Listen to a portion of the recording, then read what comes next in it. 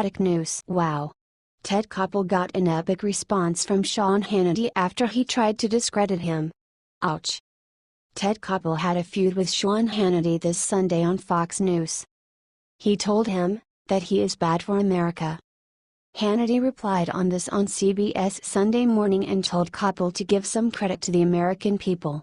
He said, "We have to give some credit to the American people that they are somewhat intelligent and that they know the difference between an opinion show and a news shot. You are cynical. Do you think we are bad for America? You think I am bad for America?" On this, Koppel responded, "Yeah. In the long haul I think you and all these opinion shows are." Hannity said that he was sad that Koppel felt this way. On this, Koppel replied, "No, you know why? Because you are very good at what you do. You have attracted people who are determined that ideology is more important than the facts." Hannity is a known supporter of President Donald Trump as he always defends him on Fox News. He defended Trump even this Friday, when he said that Trump is not to blame for the failed repealing on Obamacare. He added, "After 7 long years of Republicans promising to repeal and replace Obamacare, not getting the job done is unacceptable." This comes right after Paul Ryan pulled the Republican healthcare bill, giving Donald Trump a major defeat. He concluded, "Let me be very clear here. This is not President Trump's failure. The president went above and beyond, did everything in his power, to get this bill across the finish line."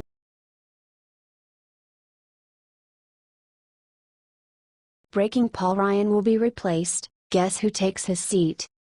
The entire healthcare fiasco has been quite a bad thing for the Republicans. It was pulled right before yesterday's voting. There was not enough support needed to be able to pass. Now, it seems more and more like Paul Ryan may be resigning his Speaker of the House position. President Trump has been mostly silent about the most recent revelations, including the unsuccessful bill. But his administration did leave this as an answer to Paul Ryan. This is one more example of the staff not working suitably for the president and the faulty speakership of Ryan. This pops into question yet again the Speaker's determination to support Donald Trump and his plan.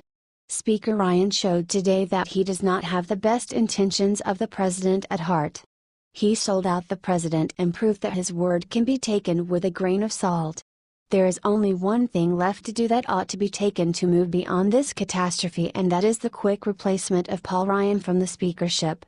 The removal of the speaker has to be voted upon, which means Trump is unable to just fire him from his position. Nevertheless, if President Trump could gather enough support for a particular person to replace Ryan, he could have a real shot. That is where Discredit steps in. He has been tearing it up in the hearings concerning Comey and the FBI. He might be a brilliant replacement for Ryan. He is already familiar with the ins and outs of the House, and has proven that he is prepared to follow President Trump. If you think Discredit should replace Paul Ryan as Speaker of the House, share this.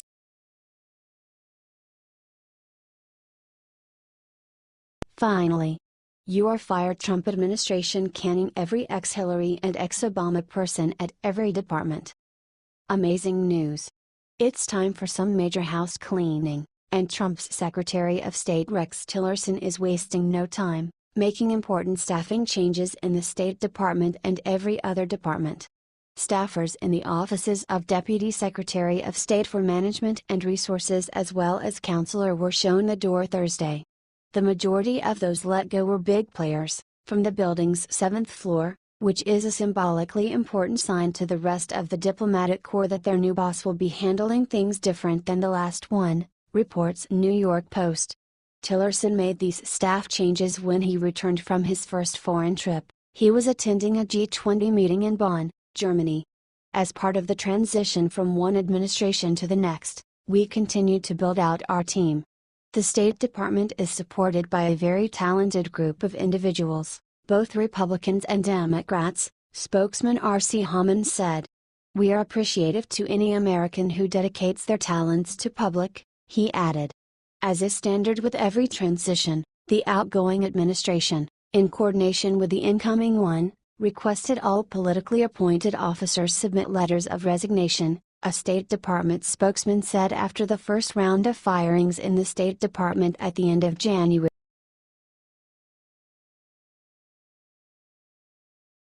IT's official.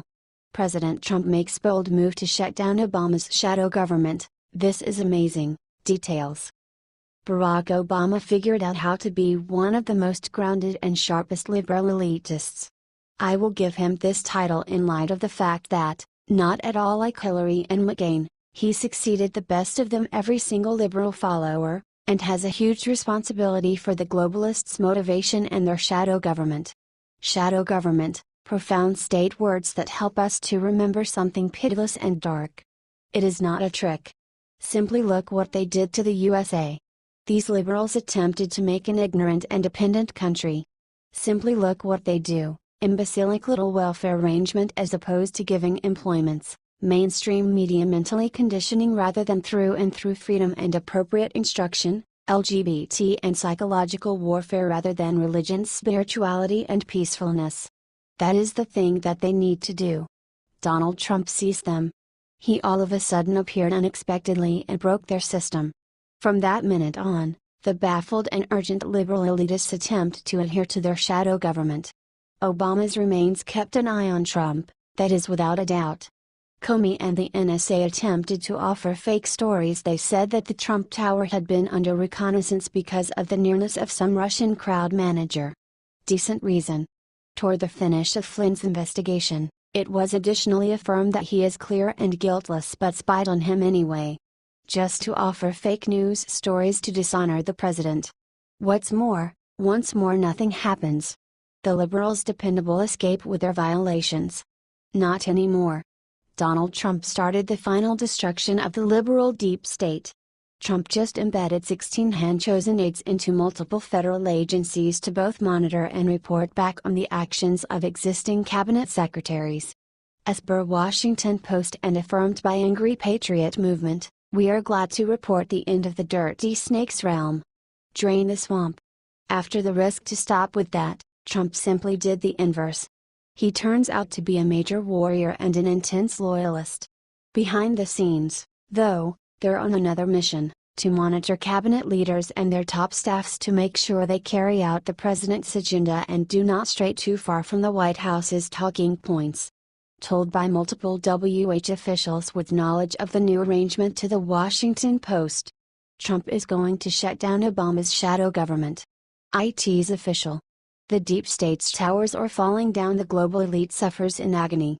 What do you think about this? Do you support Trump in this? If your answer is hell yes, then share this article on your Facebook profile.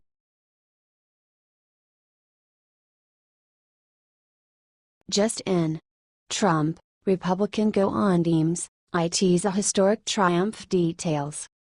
The election of President Trump was really an amusement-evolving occasion.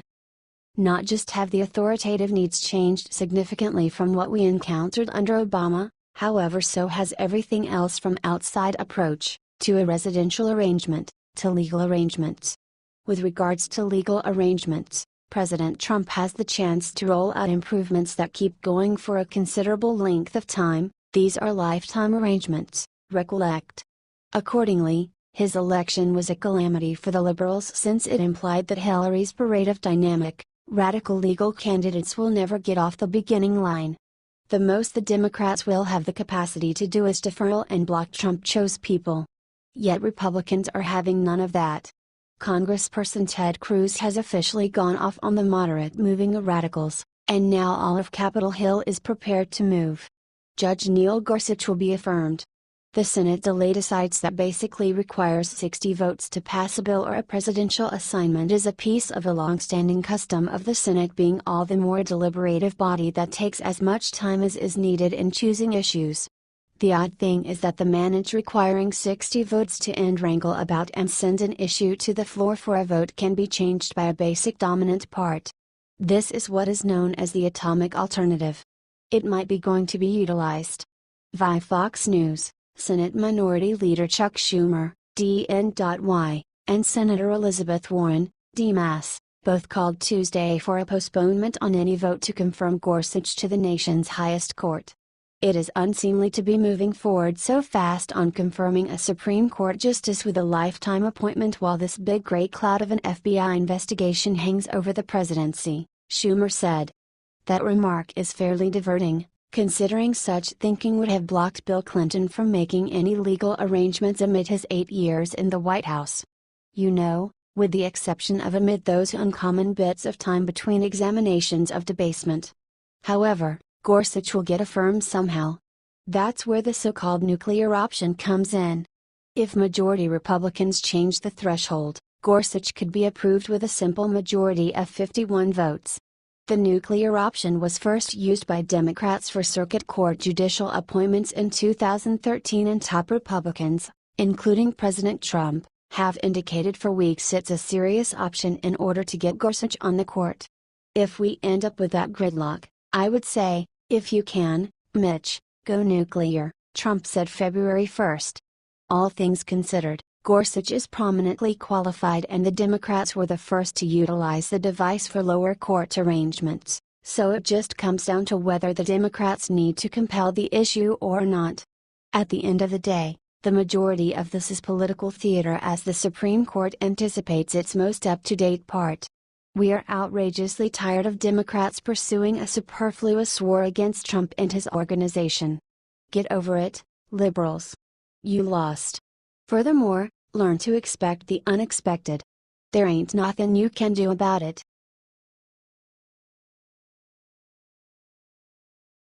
Massive news: Gowdy just made a huge point about the wiretapping investigation. Gowdy spoke and faced the Nation hosting John Dickerson that he is disappointed that Democrats aren't outraged enough over the unmasking of private citizens. In relation to Russia's interference in the 2016 U.S. elections and the investigation, Gowdy told the American public that he is disappointed that the Democrats are not more outraged about the private citizens unmasking.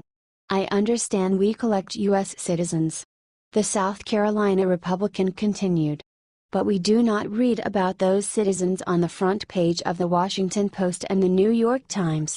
Gowdy also stated that the felonious dissemination of classified information is the only thing we know for sure that is a crime, and it sure would be nice if we all showed the same level of interest in that. Gowdy made some good points about the wiretapping on this interview that the mainstream media did not highlight, so be sure to share this post because Gowdy should not be silenced.